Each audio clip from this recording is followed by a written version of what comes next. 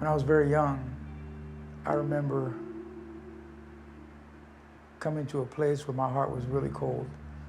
I seen a lot of abuse in my house, my mother being beaten, my stepfather making me watch it, and I was too young to help her. And it wasn't until I got older that I realized that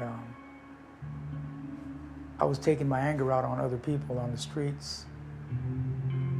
And I was going in and out of juvenile hall as a young man until finally at 16, I committed the ultimate crime against society and against the Lord. And I turned my back on everyone and went to prison.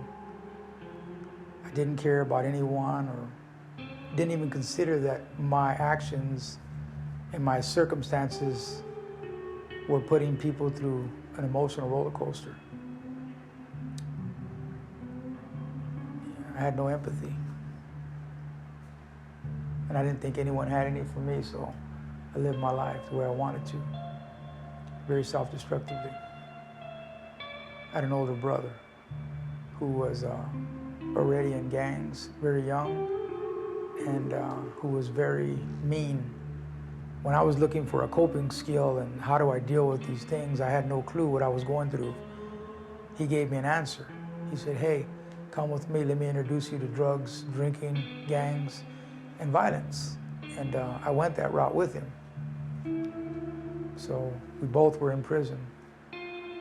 I knew, at least not then, but later, how cold-hearted I became because I was willing to commit violence against my own blood brother for the gang. They asked me would I, and I was agreeing to. The one person that I trusted, which was my brother, who had led me to what I associated as hell, which was prison. I went to a maximum security prison right away, and I was amongst men, and I just grew meaner and darker, and I just detached from everyone and everything, and it didn't matter. You know, people would write me letters, and I wouldn't even write back. I was so far gone. I did a lot of drugs while I was in prison. I slammed a lot of heroin. I snorted coke. I made prison wine. I did everything. I mean, I smuggled drugs into the prison.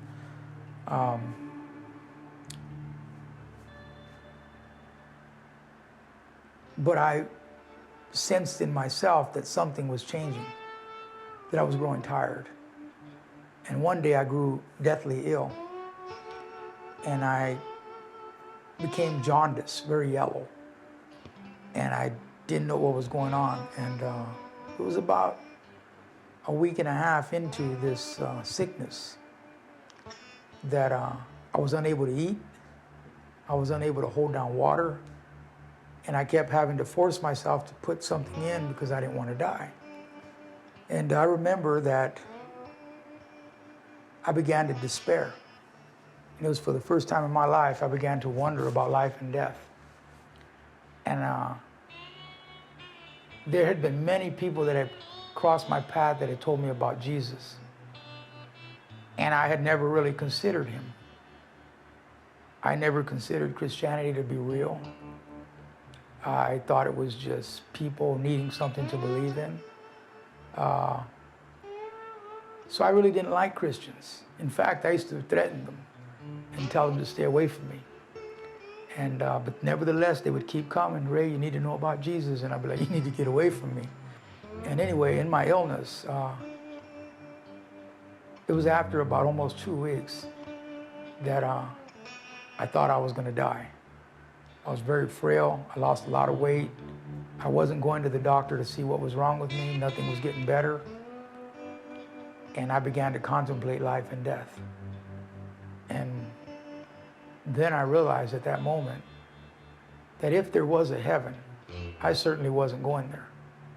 And if there was a hell, I knew what I deserved. And having heard about this Jesus, I started crying for the first time in my prison life. And I remember crying out and just asking for mercy. And I remember asking Jesus, I don't know who you are, and I know that I've sinned against you. But I hear you've died for my sins. And I'm not asking you to free me from prison. I'm not asking you to heal me. I'm not asking you for anything but forgiveness, which I don't deserve. And I remember as the days went by, I started reading the Bible. I picked up a Bible and started reading it. And it was perhaps 3 months into it that I didn't realize that I had gotten better. And I was still reading this Bible every day. And I was walking around. I had given away all my paraphernalia, all my drug stuff, my bad magazines, everything that I had, my tobacco. I gave it all away. I didn't want anything to do with it anymore. And I remember people were betting on me that I wouldn't last as a Christian, because now I'm professing myself to be a Christian. I didn't really realize how much I had been changed until other people were telling me. Leaving the gang was my biggest concern, because I knew there'd be people out to take a shot at me, because even when I saw people leave the gang before, I would be taking shots at them. I thought it was because of who I was that people were afraid to just come and attack me. But in reality, I came to realize that it was God protecting me. I spent 33 years in prison.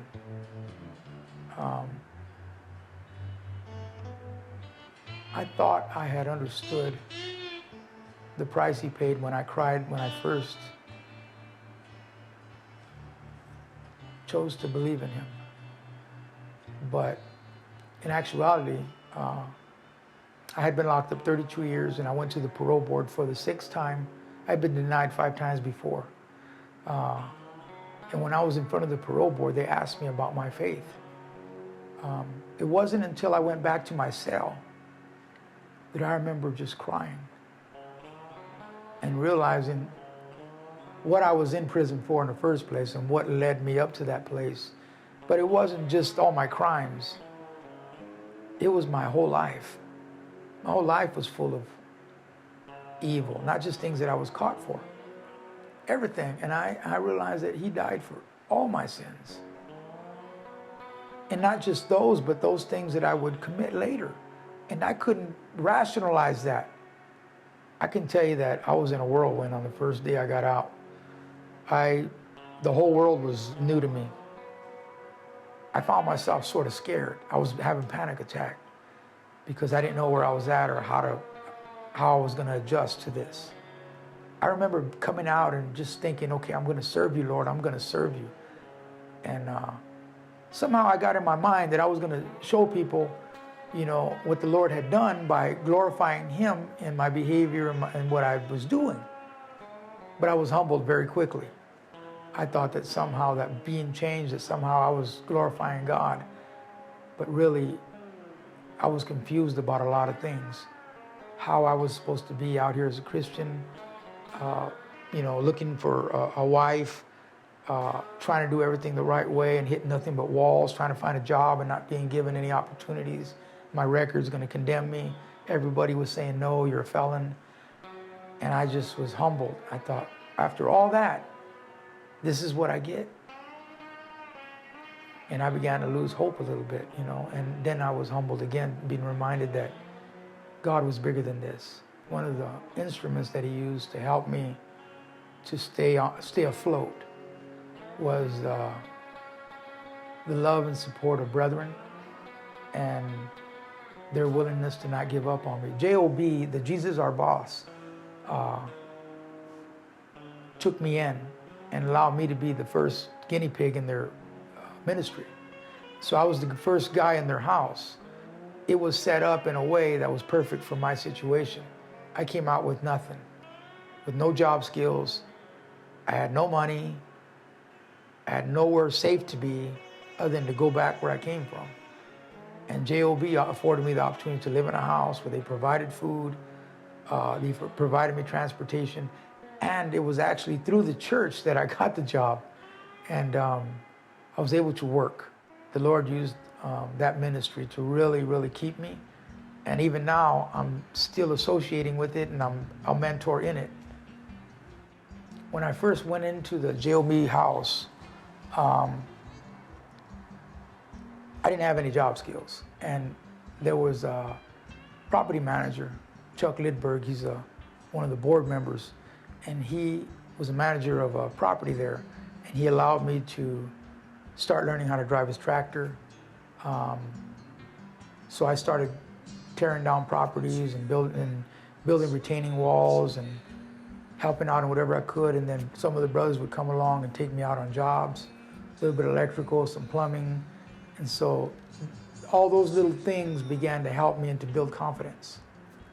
That not only was I not alone, but that I could learn still even at 50. You know, that life wasn't over for me. Because there was times when I thought I was going back to prison. That's a deep secret that a lot of people didn't understand or like get. I said, I thought I was going to end up back in prison because I didn't know any better. I was like, what am I doing out here? I went through some very immature places that I didn't know I was that immature. You know, I would be like, I remember talking to one of my mentors, Roy Boyd, and telling him that I just couldn't do this anymore. And he thought that I was going to run off to Mexico or something, but I was talking about quitting the program, quitting the ministry, and just going back to live with my family, because I thought going back to the mud would be easier. These programs are so needed because there are those brothers who are just like a step away from going back to prison or to drugs, and to put them in this situation with men who actually love them and care for them, the ministries really help men to have a place to be safe, to have fellowship, to be encouraged. But you know, at the same time, it's a big responsibility because in those same environments, you could do much wrong. And so it's important that there's accountability. You know, that men say, well, you know what, I'm accountable to this mentor, to this ministry, and my actions reflect what's going on here. When I look in the mirror, I don't even recognize me. In prison, we didn't have mirrors. You know, we had these little metal things that you might be able to see a little bit of your face so you could shave with. But, you know, when you get out and you look at yourself and you go into a department store and you see a mirror and you're like, who is that? You know, it's strange. But I do see God's change in my life. And I do have joy. I do have peace, something I never had before. And so that's something that I wish people would take to heart, is that they're, you know, they don't have to be there. You don't have to live with those kinds of scars. The one thing I want people to take away from my story